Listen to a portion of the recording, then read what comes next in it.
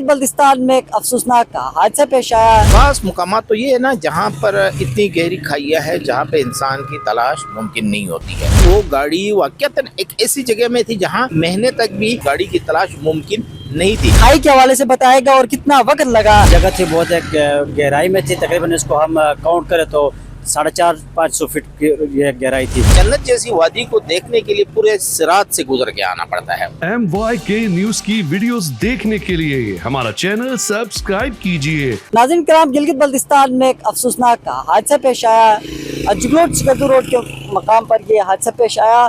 4 दोस्त गिलगित बल्तिस्तान के हसीन वादियों का रुख उन्होंने किया। गिलगित बल्तिस्तान के हसीन वादियों को देखने के लिए यहाँ आए और 4 दोस्त एक हफ्ते से लापता रहे।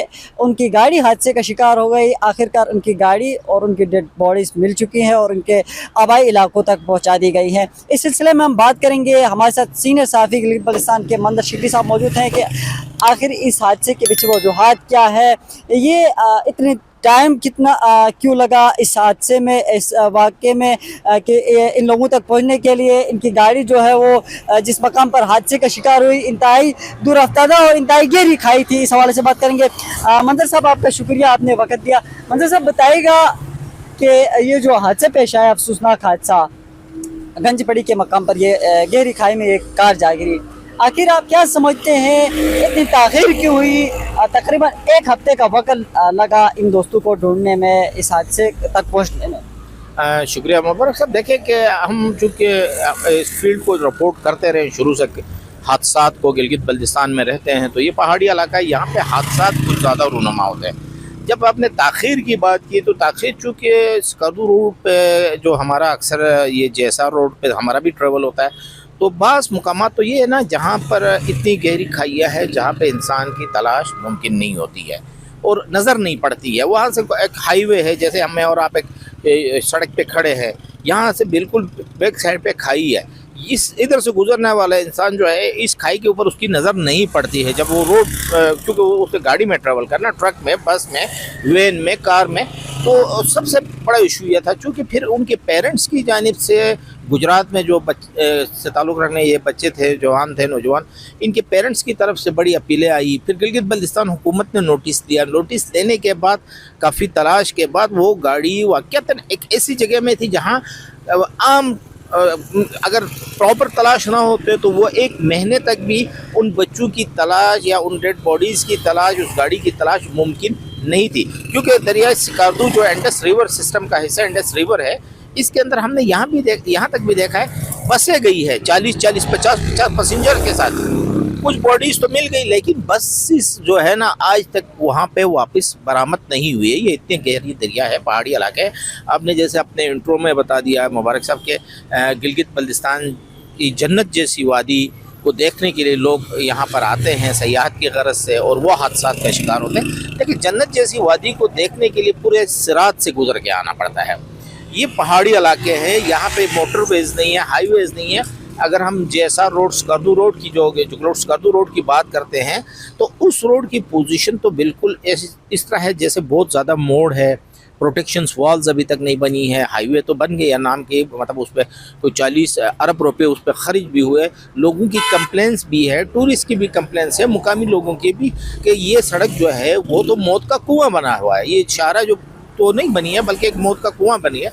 रोज़ाना कोई ना कोई हादसा होता है, कहीं पे जो है बड़ी लैंडस्लाइड होती है, वही बड़ा बोल्डर गिर जाता है गाड़ी के ऊपर, लोग मर जाते हैं, अजीब अजीब हादसा पेश आते हैं। बल्कि ये बड़े मासूम और नौजवान दोस्त हैं जो। अच्छा मंजर साहब, ये बताएगा अक्सर जो गलती करते हैं जो सयाह आते हैं गिलगित बल्तिस्तान में, 2-4 पैसे ज़्यादा बचाने के चक्कर में भी होते हैं, या यकीनन एक बंदा यहाँ आता है तो वो घूमने के लिए आता है, इस गरज से आता है, क्या ऐसी गलती करते हैं सयाहों की जानिब से, ऐसी गलती होती है जिसकी वजह से उनको इतना बड़ा नुकसान, जान गंवा बैठते हैं? सबसे पहले बात तो ये है ना कि जो सयाहों की गाड़ियों को हादसा आता है, जो खुद ड्राइव करते हैं, उसमें यह है कि वो पहाड़ी रास्तों से वाकिफ़ नहीं है। पहाड़ी इलाकों में सड़क कैसे होती है, इसकी एकदम टर्न कैसे लिया जाता है, इसको कितनी स्पीड में चलना है, ओवर स्पीड ज़्यादा, फिर हमारे यहाँ पे कुछ पासिस है खुंजराब पास से जब आप उतरते हैं एकदम हाइट से उतरते हैं तो आपको घुनूदगी छा जाती है, क्योंकि हाइट से डाउन की तरफ जाते हैं तो आपको हाइट का जो असर होता है वो होता है। इसी तरह बाबूसर टॉप से जब आप उतरते हैं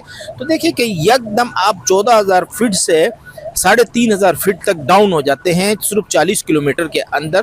तो वो गाड़ी की अगर सबसे मोटे गियर में भी रखे गाड़ी ब्रेक मांगती है। तो बहुत सारी गलतियां इंसान कर जाता है, इंसानी गलती को ही जो है उससे के नतीजे में एक हादसा रूनुमा होता है। बाकी हम सब इंसान हैं, यहाँ पे जगह जगह गिलगित बल्तिस्तान में चेक पोस्टों पे टूरिस्ट पुलिस होती है, वो भी इन्फॉर्म करती है कि आपने तेज़ रफ्तारी से नहीं चलना है, आपने ज़रा चढ़ाई उतरते वक्त आपने मोटे गियर में उतरना है, क्योंकि ये पहाड़ी इलाके हैं। जन्नत के सफ़र के लिए पुल सिरात से गुजरना और मौत के कुएं में जाके गिरना ये जो है ये मुनासिब नहीं है, क्योंकि हर बंदा सयाहत की गरज से आया तो वो खैर खैरियत से अपने घर पहुँचे। इस तरह के इक़दाम हुकूमती सतह पे भी करने की ज़रूरत है और आवाम जो टूरिस्ट आते हैं उनको शऊर देने की भी ज़रूरत है। इस अफसोसनाक हादसे में रेस्क्यू मिशन में हिस्सा लेने वाली टीम अल खिदमत फाउंडेशन और रेस्क्यू 1122 ने इस रेस्क्यू मिशन में हिस्सा लिया। इस हवाले से हम बात करेंगे अल खिदमत फाउंडेशन के जो गिलगित बल्तिस्तान के मीडिया कोऑर्डिनेटर हैं शकील आलम साहब हमारे साथ मौजूद हैं। शकील आलम साहब बताएगा, आप एनी शाहिद हैं, आप वहाँ गए हैं, आपने वहाँ पे रेस्क्यू मिशन में हिस्सा लिया है, वहाँ पे आपने क्या कुछ देखा और वो जो गाड़ी है या बंदे हैं उनको रिकवर करने तक, उनकी बॉडीज को रिकवर करने तक खाई के हवाले से बताएगा और कितना वक्त लगा रेस्क्यू मिशन में ओवरऑल। सबसे पहले तो मुबारक साहब, बहुत मेहरबानी आपका। ये जो बेसिकली जगह थी बहुत एक गहराई में थी, तकरीबन इसको हम काउंट करें तो 450-500 फीट की ये गहराई थी। तो ये कोई 11:30 बजे ऑपरेशन स्टार्ट हो गया था वहाँ पे, तकरीबन 5 बजे शाम के 5 बजे ये ऑपरेशन ख़त्म हो गया। इस ऑपरेशन में सबसे ज़्यादा जो कंट्रीब्यूशन रही वो रेस्क्यू 1122 की टीम बाकायदा नीचे जाकर उन्होंने जो डेड बॉडीज़ थे उनको भी रेस्क्यू किया, साथ साथ जो गाड़ी थी उनकी सयाहों की उसको भी उन्होंने रेस्क्यू करके ऊपर जब रोड पर लेके आए तो वहाँ से आगे एम्बुलेंस के ज़रिए हम सब ने मिलकर उनको हॉस्पिटल शिफ्ट किया, रोंदो हॉस्पिटल। वहाँ डिस्ट्रिक्ट इंतज़ामिया वहाँ खड़ी थी और उनके मदद से फिर बाद में अल खिदमत की एम्बुलेंस के ज़रिए हमने उनको उनके आबाई गाँव को लिए रवाना कर दिया था। जी नाज़रीन, इनकी गुफ्तगू आपने मुलाहिज़ा फरमाई। ओवरऑल इस रेस्क्यू मिशन को गिलगित बल्तिस्तान का मुश्किल तरीन रेस्क्यू मिशन समझा जाता है। यहाँ पे रेस्क्यू 1122 के एहलकारों ने अपनी जान को जोखिम में डालकर ये रेस्क्यू मिशन में हिस्सा लिया और इंतहाई गहरी खाई थी, यहाँ से बॉडीज़ को रिकवर करना और गाड़ी को रिकवर करना इंतहाई मुश्किल काम था। ओवरऑल गिलगित बल्तिस्तान में लोग यहाँ इन खूबसूरत वादियों को देखने के लिए आते हैं। यहाँ पे सयाह जो है वो दो बड़ी गलतियाँ करते हैं। एक तो सयाह जो है 2 पैसे ज़्यादा बचाने के चक्कर में यहाँ के मकामी लोगों की या मकामी गाड़ी की खिदमत हासिल नहीं करते हैं। चूँकि अगर कोई यहाँ की मकामी गाड़ी या मकामी लोगों को हायर करते हैं ड्राइवर को, तो यहाँ पे जो रिस्क है उसके चांसेस कम हो जाते हैं। अपने सफ़र को यादगार बनाएं, अपनी कीमती जो यान है उसकी तहफ़्फ़ुज़ को यकीनी बनाए। गिलगित बल्तिस्तान के इन हसीन वादियों के खूबसूरत मनाजिर जितने खूबसूरत हैं, इसी तरह यहाँ के जो रोड हैं वो भी इतने ख़तरनाक साबित हो सकते हैं। मुबारक हुसैन आज़ाद को दीजिए इजाज़त। अल्लाह हाफिज़।